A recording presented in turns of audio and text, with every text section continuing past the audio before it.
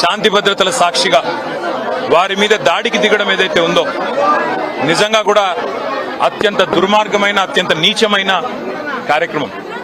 ఇది ఎవరు చేసినా, ఏ పేరిట చేసినా, ఏ ఎజెండాతో చేసినా శాంతి భద్రతల విషయంలో మాత్రం ఉక్కుపాదంతో వ్యవహరించాల్సిన బాధ్యత రాష్ట్ర ప్రభుత్వం మీదనే ఉంటుంది. ఇవాళ భగవంతుడి సేవలో నిమగ్నమయ్యే పెద్దలు రంగరాజన్ గారు, సౌందర రాజన్ గారి కుటుంబం పరిస్థితి ఈ విధంగా ఉంది అంటే మరి ఈ రాష్ట్రంలో శాంతి భద్రతలు ఎంత అధ్వానంగా ఉన్నాయో దీన్ని బట్టి చెప్పవచ్చు.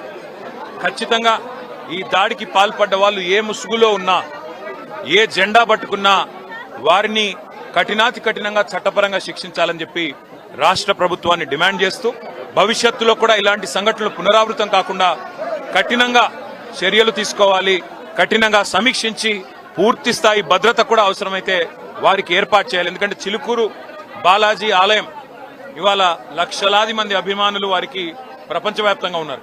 అట్లాంటి చిలుకూరు బాలాజీ ఆలయానికి మరి గొప్పగా సేవలు అందిస్తున్న ఆ కుటుంబాన్ని సౌందరరాజన్ గారు కానీ, రంగరాజన్ గారు గారిని వారిని అవమానించడం అంటే నిజంగా కూడా ఆ స్వామివారి భక్తులను అవమానించడమే, ఒక దైవ భక్తుడిని అవమానించడం అంటే దేవుణ్ణి కూడా అవమానించినట్టే. కాబట్టి తక్షణమే ఈ విషయంలో కఠినాతి కఠినంగా భవిష్యత్తులో మళ్ళీ ఇట్లాంటి పునరావృతం కాకుండా చర్యలు తీసుకోవాలని ప్రభుత్వాన్ని డిమాండ్ చేస్తా ఉన్నాం.